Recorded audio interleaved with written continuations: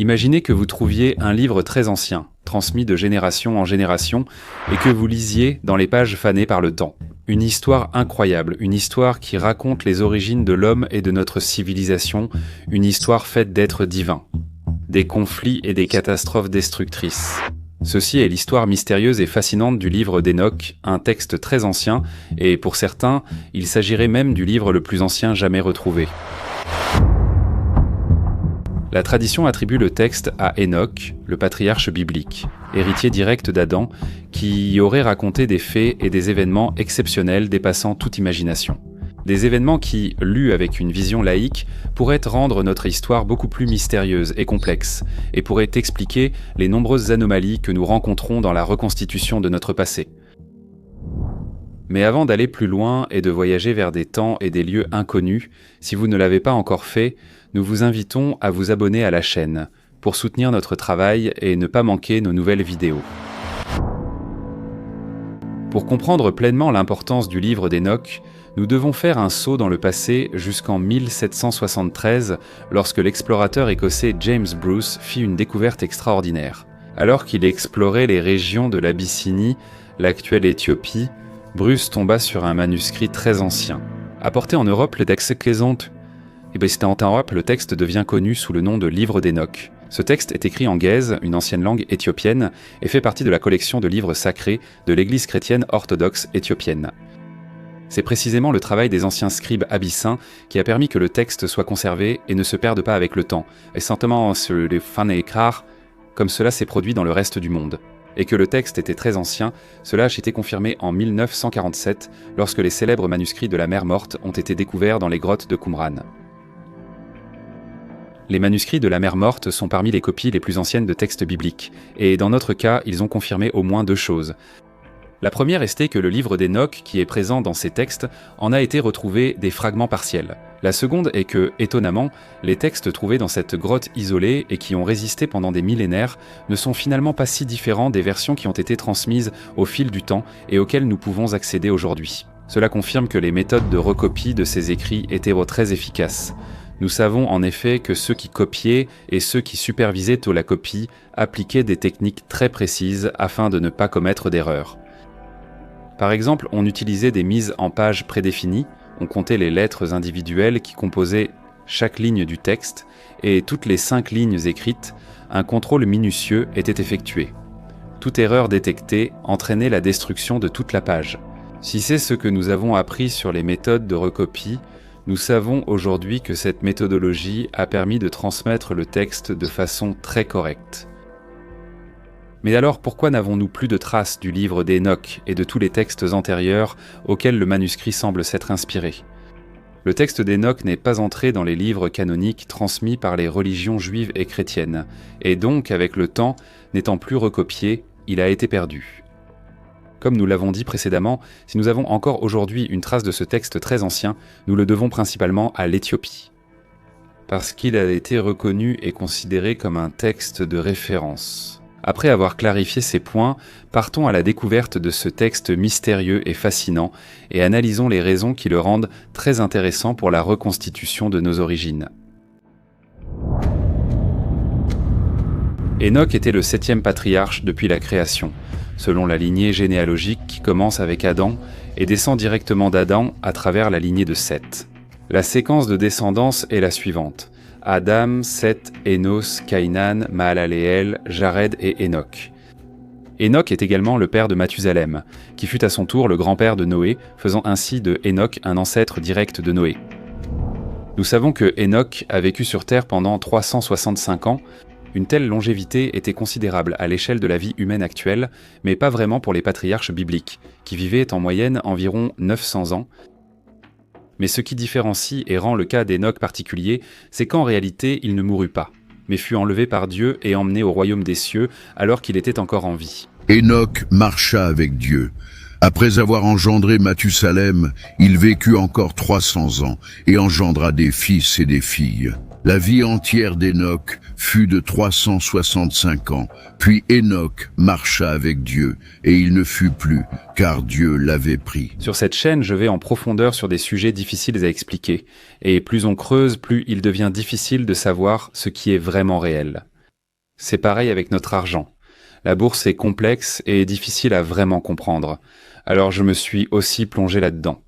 Et c'est comme ça que j'ai découvert Mintos, une plateforme qui vous permet d'investir dans des prêts et de gagner des rendements de façon plus régulière. Plutôt que de prédire un marché instable, voici quelque chose que vous pouvez vraiment comprendre, contrairement aux mystères que j'aborde sur cette chaîne. Et comme vous venez par ma chaîne, vous pouvez obtenir jusqu'à 350 € de bonus lorsque vous investissez 500 € ou plus. Stable, prévisible, ça se déroule jour après jour. Vous pouvez l'analyser, le filtrer, voir ce qui s'y trouve réellement. Vous n'avez pas à deviner ce qui est c'est réel sur Mintos, c'est réel. Le rendement moyen des prêts est de presque 11%.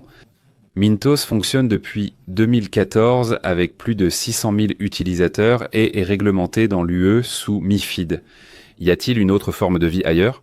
Nous l'ignorons encore, mais cela, nous le savons. Jusqu'à 350 € de bonus lorsque vous investissez 500 € ou plus. Cliquez sur le lien dans la description ou scannez le code QR. Arrêtez de deviner ce qui est réel. Commencez à utiliser Mintos. Dans le livre d'Enoch, le patriarche raconte les événements qui ont conduit à la création des hommes. Mais pas seulement. À cette époque, le monde était habité par d'autres êtres. Selon le récit du livre, des êtres divins venus du ciel ont créé l'homme. Mais certains d'entre eux trouvèrent les filles des hommes attirantes et s'unirent à elles, créant une nouvelle lignée. Les Néphilim, décrits comme des êtres gigantesques dotés d'une force surhumaine. Enoch. Et il arriva que lorsque les fils des hommes se furent multipliés, il leur naquit en ces jours-là des filles belles et séduisantes. Et les anges, les fils du ciel, en les observant se disaient l'un à l'autre: Venez, choisissons-nous des femmes parmi les filles des hommes, et nous aurons des enfants.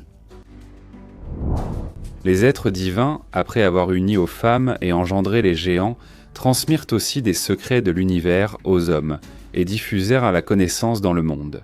Un peu comme Prométhée l'a fait dans la mythologie grecque, lorsqu'il a offert la connaissance à tous les hommes. Et Azazel enseigna aux hommes à fabriquer des épées et des couteaux, ainsi que des boucliers et des cuirasses. Et il leur fit connaître les métaux de la terre et l'art de les travailler, ainsi que les bracelets et les ornements, l'utilisation de l'antimoine, l'embellissement des paupières, tous les types de pierres précieuses et toutes les teintures colorantes. Sambiasa a enseigné les enchantements, Armaros la résolution des enchantements, Barachijal a enseigné à Azazel, Kokablel les constellations, Ézéchiel la connaissance des nuages, Arachiel les signes de la terre, Shamsiel les signes du soleil et Sariel le cours de la lune. Mais tout cela ne plut pas aux divinités. De plus, la descendance née de l'union entre les êtres divins et les hommes se révéla maléfique, et c'est pourquoi les divinités décidèrent de les éliminer par un événement catastrophique, un déluge universel qui avait pour but d'effacer à jamais leur existence. Eh bien, pour ceux qui suivent nos vidéos, tous ces discours ne semblent pas nouveaux. Nous en avons parlé dans les vidéos précédentes, en analysant des récits et des témoignages provenant du monde entier.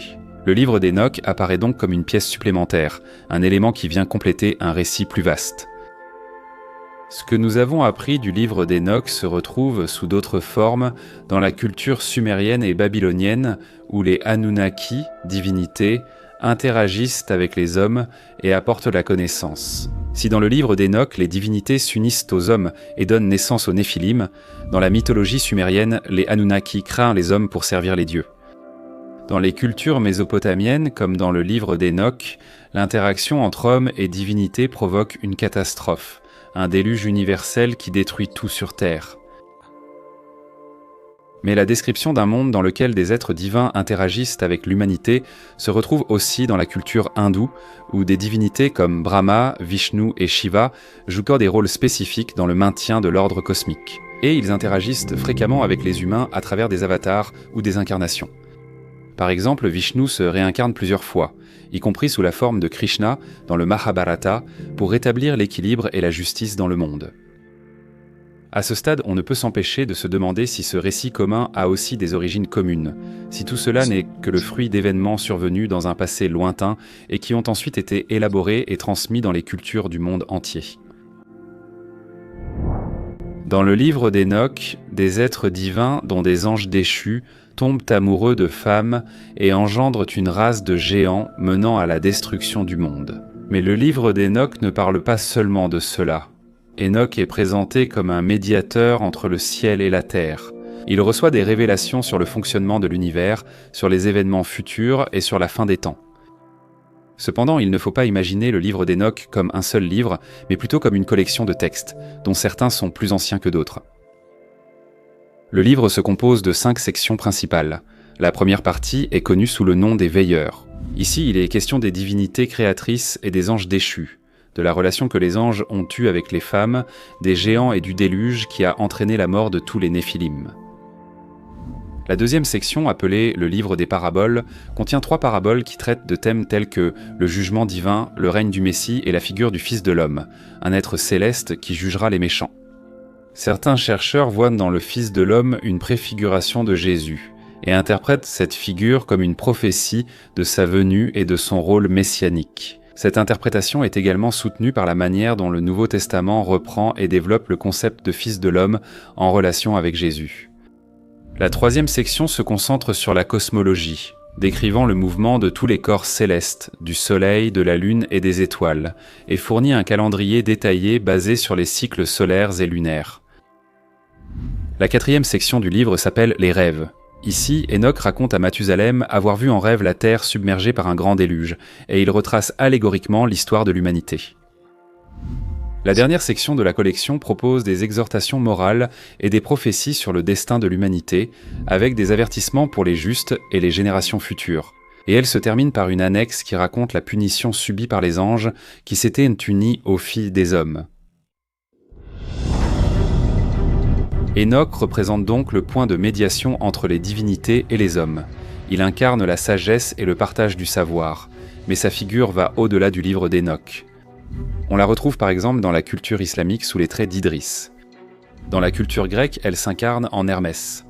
Et si nous remontons dans le temps, nous la retrouvons dans la culture égyptienne, où elle prend l'apparence de Thoth, dieu de l'écriture, de la magie, de la sagesse et de la lune. Thoth est également considéré comme l'inventeur de l'écriture, et sa sagesse ainsi que son pouvoir de médiateur entre les dieux font de lui l'une des divinités les plus importantes de l'ancienne Égypte. On attribue également à Thoth la création de la Grande Pyramide et la garde de son véritable fonctionnement originel. Mais comme nous l'avons vu dans la vidéo précédente, Thoth est étroitement lié à des êtres divins qui, à une époque antédiluvienne, prospéraient sur une île située au-delà des colonnes d'Hercule, dans l'océan Atlantique. Des êtres dotés de capacités et d'une sagesse incroyable, venus des étoiles et qui, eux aussi, après avoir prospéré sur Terre, se sont retrouvés impliqués dans une terrible catastrophe causée par un déluge destructeur.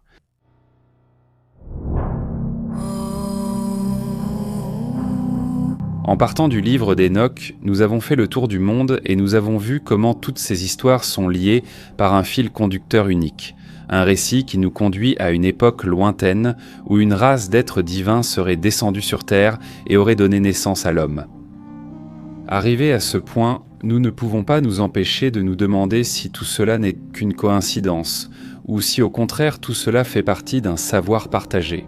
Des événements qui se sont produits dans un passé très lointain et obscur, il ne reste aujourd'hui que des témoignages écrits et des œuvres architecturales mystérieuses, des œuvres difficiles à expliquer et qui semblent célébrer la splendeur d'un savoir très ancien. Nous pensons que derrière ces récits se cache une histoire très ancienne et complexe. Une histoire qui pourrait réécrire tout ce que nous croyons savoir, mais nous sommes curieux de connaître votre avis. Écrivez dans les commentaires ce que vous en pensez. Et si vous avez aimé la vidéo, n'oubliez pas de vous abonner à la chaîne pour soutenir notre travail. À la prochaine d'Histoire.